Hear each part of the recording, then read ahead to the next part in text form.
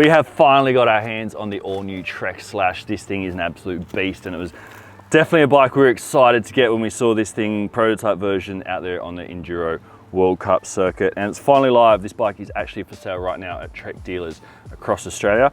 And Scotty's just wrapped up, what, second ride on this thing now? How's it going so far? Yeah, I've had a few rides on it now, so you know, it's a bit hard to tell sort of how this bike's going to perform long term. However, as everyone can see at home, and as you can see, there's been some obvious dramatic changes between the Slash from yesterday and the current model. Mate, it looks nothing like it. And obviously a big part of that is the idler and the pulleys. Massive pulley wheel there too, 19 tooth up front here. So it's definitely a dramatic shift in design from the Wisconsin-based brand.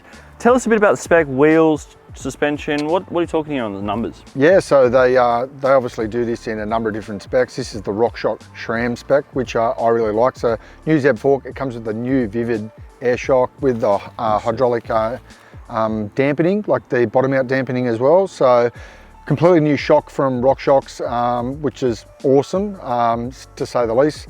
New Axis GX, drivetrain, new code brakes, full carbon frame, full carbon rear end. Obviously it comes with a high pivot, so that rearward axle path as well.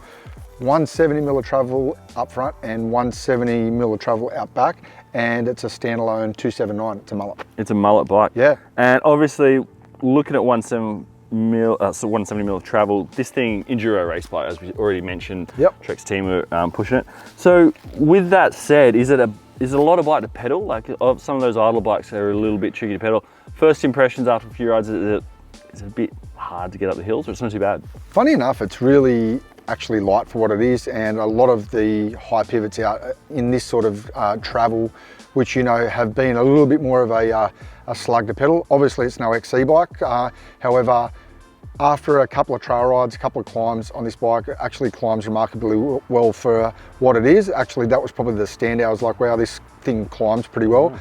Point it downhill, it's definitely put a smile on my face, especially that suspension platform and that high pivot rear end. You can really tell the difference between this bike and the Slash from yesteryear. Yeah. However, what I will say is, for all you Trek fans, it still feels like a Slash, still feels like a Trek, but yeah, they've definitely upped the game. Mate, strong first impressions so far. Scotty's going to spend a bunch more time on this bike over the coming months, so stay tuned to our channel for plenty more. Keep an eye on new Revo Mag, because this bike's going to have a full review in there.